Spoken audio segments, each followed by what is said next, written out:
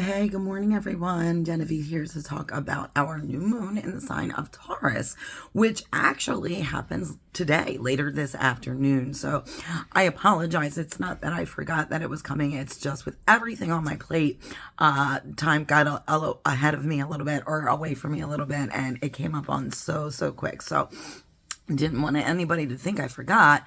We've just had a lot on our plates lately. So let's dive right in, right? So Taurus, we know Taurus is an earth sign. It is represented by the bull. So of course a new moon is when the sun and the moon are in the sign of Taurus, and this is also considered the balsamic moon. So this is going to be occurring this afternoon at 3:31 p.m. Eastern time. And so we're going to jump right in. Oh, and my new Taurus moon blend is, of course, stability. Why? Because earth signs, sorry, moving my bottles out of the way, earth signs give us stability, grounding, right? And that's what we really want to work with this energy, especially since Earth Day just passed, some holidays just passed. So I'm going to jump right in. Now, the body parts associated with the Taurus moon is neck, vocal cords, throat, and thyroid. Okay, so be aware, be cautious of those, protective of those. Now, and even though this new moon is in the sign of Taurus, which is Earth, we have many more aspects of fire than anything else in this chart. Okay, so there's 12 aspects of fire signs. 7 to earth, 5 to water, and only 3 to air. So this new moon is going to be felt by, number one, our fixed signs first. We've talked about those fixed signs, but that is Taurus, that is Scorpio, that is Leo, and that is Aquarius. However, and also earth signs, and also, prominent placements in these signs. So, okay. First of all, the great news is no planets are in retrograde anymore. Everything is direct. It's been direct for a little while. So that should make things feel a little bit, less weighed down, less frenetic, kind of less sluggish. Okay. And, 7 planets in earth, we do still have that grounding, but with the 12 in fire, there's aspects in fire, we should be feeling a little bit more energy, a little bit more get up and go, okay? With 5 in water, there's some emotion, but not too much with this energy.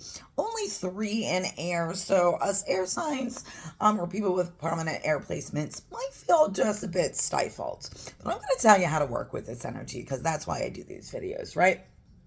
So, with the sun in Taurus, this is going to bring a calmness, patience, energy around these surrounding days.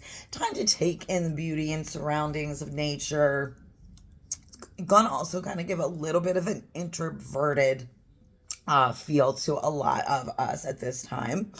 Now with the moon, it's going to highlight that safety instability.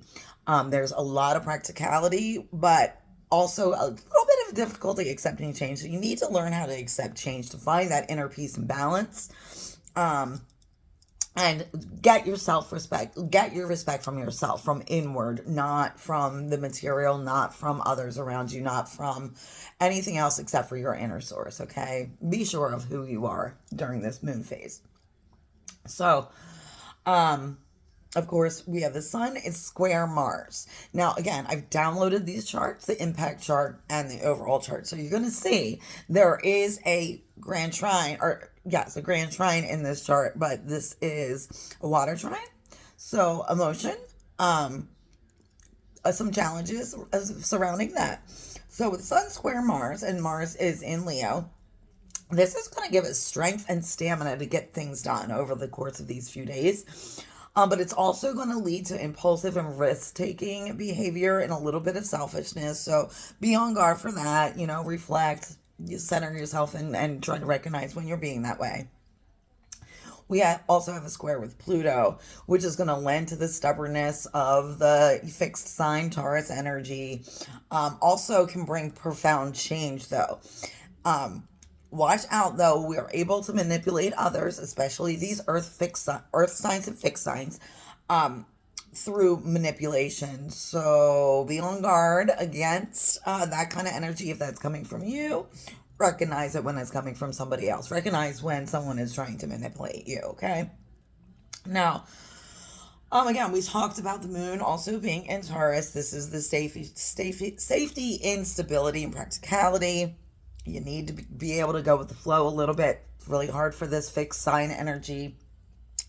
With the moon also square Mars, we want to guard against emotional tension and indecisiveness. This energy kind of likes conflict because it knows how to win, right? So it does not mind conflict, and sometimes it invites it just so it can be challenged and then win at almost any cost.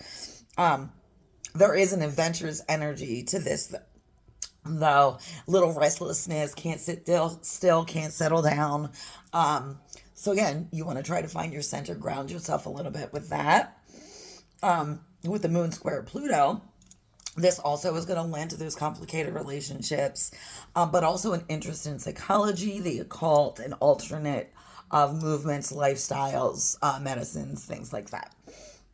All right, so now Mercury is in Aries. Mercury likes being in fire signs almost as much as it likes being in air signs, for quick action, thinking, communicating, speaking. But this also does kind of lend to changing interests and goals, and, being enthusiastic about one thing and then just getting bored very quickly and shifting to something else, okay? There are no major aspects to Aries or to Mercury in this full or this new moon energy, though. So Mercury's just out there doing that thing, but it's not really going to overly affect any one particular sign, unless, of course, you have some aspects to with Mercury or Mercury prominent, Aries prominent in your chart. Venus is in Pisces still, so we talked about that. That does lend to a very emotional love nature, love of beauty, intuitiveness, but also, the warning is to kind of not put your partner on the pedestal kind of thing, right? Now, if you look at this chart, all of the major aspects in this chart are with Venus. And you should know that because the last few days we've had Venus prominent in the night sky, or in the actually early morning sky here on the East Coast. And so, these conjunctions with the moon, with Saturn, even with Mars, Venus is like the overall, Venus in Pisces is the overall kind of vibe of this chart. So, we have Venus trine Mars. So this is again going to lend to that kind of considerate, relaxed nature. It's a great time to spend time with your many friends and associates. And it's going to make us, add to that creativity. It's going to make us all feel a little bit more relaxed, which we do need after the heaviness of this last week. Now we do have Venus conjunct Saturn. This again is going to lend to that slow to build close bonds and relationships because of the need for stability, for longevity, loyalty, and all of that. But again, we've talked about how this also can lend to staying in a relationship just for safety and or comfort and or some sense of obligation to society, or not wanting to be judged, right? Not necessarily because there's any real passion and romance there, but there is safety and there is stability and there is, comfort in that, and just recognize that. Like, some people perfectly fine with that, and there really is nothing wrong with that as long as you're getting your needs met. And if that's what your need is or needs are, then don't worry about what other people think. All right, so we're going to move on now. Venus is sextile Uranus. This is going to lead to an emotionally independent nature. It needs their friends to change and adapt and to constantly evolve, and also to make an effort, put in is at least an equal effort as that individual is doing, or sometimes even a little bit more, because it's that emotional security of, do they really like me? Well, let me sit back and allow them to reach out to me, because I've done it and I've felt shunned, or I felt pushed off in the past. So I'm just going to sit back and allow them to come at me and continue doing what it is that I need to do. All right. So again, Venus has the most influence in this new moon. We've seen it in the skies, so we're gonna continue to see Venus in that early morning sky for quite a while, at least during this Taurus season. So now Mercury is in Leo. Mercury loves. I'm sorry, Mars. Mars is in Leo. Mars loves being in Leo or any fire sign. Now it rules Aries, but if it's in Leo or if it's in Sag, loves it there too. Why? Because this is that fearless, independent, successfully overcoming obstacles, hardworking, but also very cheerful, romantic, creative, a little showy, like show off a little bit. All right. So of course, this is square the sun and moon. We've talked about that. It is trine Venus. It's also trine Saturn, which is going to lend to that tireless work ethic. Organizational abilities, thoughts, activities are highlighted at this time. Ability to win challenges.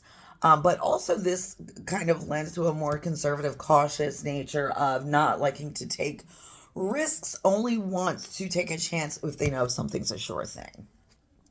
Okay. Again, Jupiter's still in Gemini. Loves it. Jupiter loves being in Gemini. However, it is square Saturn in Pisces. So it's still going to lend to those contradictory possibilities that we talked about. We need you to decide already, all right? You've been mulling things back and forth for quite some time now. So Saturn in Pisces is like, come on. Yeah. Jupiter square Saturn and Pisces is like, come on, like decide already. Either make changes or take advantage of and follow those opportunities that are presented to you. But decide. Again, Taurus energy does not like indecisiveness. It wants to make a move, wants to get the work done already. All right. We do have a conjunction with Neptune. So we talked about this before. This is that same energy, which is going to be dominant constructive use of your creative abilities or getting lost in a fantasy world, right? It's going to depend on your chart. It's going to depend which one is more prominent in your chart, Saturn or Neptune. This is stuff we've gone over in the last few videos because, again, those outer planets, they don't move too much. They stay in their sign for quite a while. They might move retrograde. They might go back and forth a little bit, but they usually are going to end up retrograding or direct motioning right back into the sign that they've been in for a while and will continue to be a while. So now Neptune is in Aries. That recently just happened. This is lending to that fight for ideals energy, like really wants to stand up for what they believe in, what we believe in, but at what cost? What cost? Are you rigid all or nothing thinking?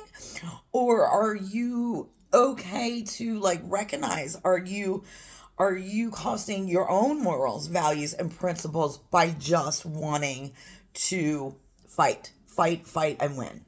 Okay. Now, you need to check your personal Neptune aspects to see like how hard of an aspect this is for you. Neptune again is sextile Pluto, and this is going to be a very long-lasting, but again, it takes effort and work, long-lasted peace-building attitudes on a global scale. And of course, Pluto is still in Aquarius, so this is again worldwide. Just forward thinking, wanting to make transformation and change positively, larger than life, that affects the whole globe, not just an individual, because Aquarius is all about the collective, not the individual usually. So those are kind of the same themes, but we've been dealing with, again, the biggest aspect, the biggest movement here is, again, we are in Taurus season, but Venus is taking center stage. So work with it as much as you can. Guard against some more of the more negative potentials. Ground yourself by diffusing my stability blend. Also, don't forget to sage tonight. We don't normally charge our crystals under a new moon. We sage. But if you feel like some of your crystals need this new moon energy to recharge, by all means, like, I tell you what I do. Everybody practices a little bit differently, and that is perfectly fine. Whatever works for you. I only caution that if it's not working for you, or if it's not having the desired effect, or it's seeming to backfire, at least be a little bit open minded to others' perspectives and how other people work with this energy. That doesn't mean anybody's forcing the change on you, but with this Taurus energy, it is a little bit hard. Like, again, that stubborn, rigid, fixed energy, it's a little bit hard to change the way we've been doing things. Like, if it works for us 8 times out of 10, we're like, okay, it works. But then as time goes on and it's only working us maybe 4 times out of 10, we're still sticking with the same way we always do things. Maybe it's time to lighten up. Open our minds a little bit. Earth energy, fixed sign energy, Taurus energy. All right, guys. So that's what I got for you today. Blessed be. Namaste. Happy Sunday. I am last minute decided to go to Mississippian River Brewing for their vendor event today, since I could not make my event that I had scheduled for yesterday. So I don't know how many vendors are going to be there. I don't run it anymore, so I'm not quite sure how that's going to work out. But I know I will be there. I know it's a cool but a bright sunshiny day. So let's all enjoy it, guys. All right. Have a great week. Until next time. Bye.